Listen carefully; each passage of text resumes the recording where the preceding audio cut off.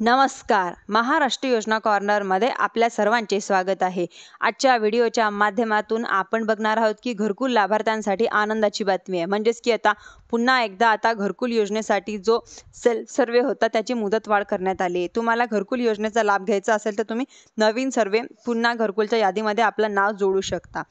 म्हणजे पूर्वी ही मुदत 18 जून पर्यंत देण्यात आली होती. आता 18 जून 2025 पर्यंत, परंतु आता ही मुदत वाढून 31 जुलैपर्यंत करण्यात आलेली आहे.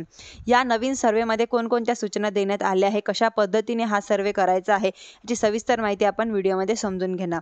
त्याआधी तुम्ही जर माझ्या चॅनलवरती पहिल्यांदा आला असाल तर चॅनलला लाईक, सबस्क्राईब आणि शेअर करायला विसरू नका. चला तर तुमचा जास्त वेळ न घेता आपल्या व्हिडिओला सुरुवात करूया. प्रधानमंत्री आवास योजना ग्रामीण टप्पा 2 अंतर्गत पात्र कुटुंबाचे सर्वेक्षण आवास प्लस 2024-25 या ॲपमध्ये करण्यात आलेले आहे. सूचना काय आहेत की महत्त्वाच्या आहे की कारण यामध्ये पत्रामध्ये काही सूचना देण्यात आलेल्या आहे सर्वे करण्याच्या बाबतीत. म्हणजेच की ज्यामध्ये म्हटलेलं आहे की बघा, उपरोक्त संदर्भीय पत्रावय माननीय संचालक ग्रामीण विकास मंत्रालय भारत सरकार यांनी आवास प्लस 2024चे सर्वेक्षण पूर्ण करण्यासाठी दिनांक 31 जुलै 2025 पर्यंत अंतिम मुदतवाढ दिलेली आहे. शेवटची जी मुदतवाढ असेल ती यानंतर कदाचित पुन्हा सर्वे करण्यासाठी मुदतवाढ मिळणार आहे. यामध्ये 4 ते 5 सूचना आहेत. म्हणजेच की सर्वे करण्यासाठी कशा प्रकारे सर्वे करायचा आहे हे देखील आपण सांगणार आहोत.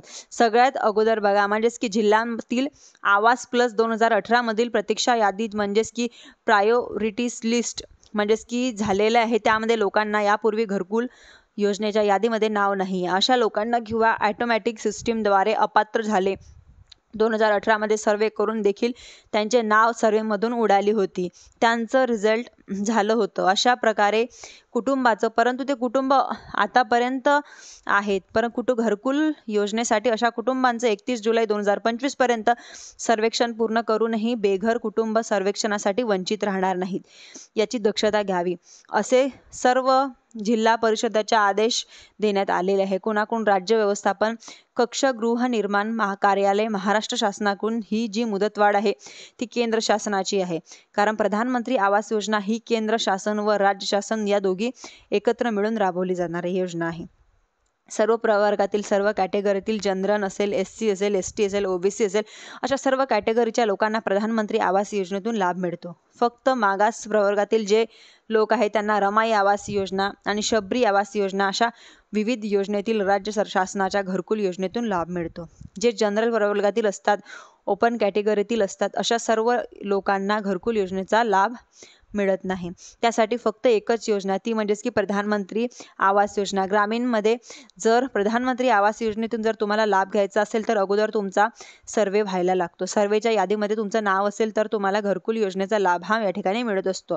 31 जुलै 2025 पर्यंत मुदत ही देण्यात आली आहे व 31 जुलै 2025 पर्यंत जिल्ह्यातील सर्व पात्र कुटुंबांचं सर्वेक्षण करण्यात यावं.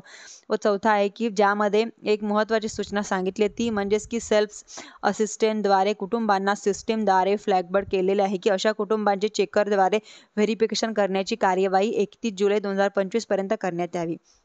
ज्या लोकांनी सेल्फ सर्वे केलेला आहे अशा किंवा ग्रामसेवक, म्हणजेच की आपण असिस्टंट सर्वे म्हणतो, ग्रामसेवक तर्फे ही सर्वे केला जातो. सर्वेक्षणमध्ये चूक झाली तर सिस्टीमद्वारे अशा प्रकारे सर्वेंना फ्लॅग केलं जातं. अशा कुटुंबांना, लाभार्थ्यांना केलं जातं. म्हणजेच की फ्लॅग केल्यामुळं या कुटुंब सर्वेक्षणाचा बाद होतो. जर एखादं कुटुंब सर्वेक्षणातून बाद होत असेल तर त्यासाठी देखील या ठिकाणी मुदत देण्यात आलेली आहे. तुम्ही 31 जुलै 2025 पर्यंत लवकरात लवकर तुम्ही नाव नोंदवू शकता. धन्यवाद.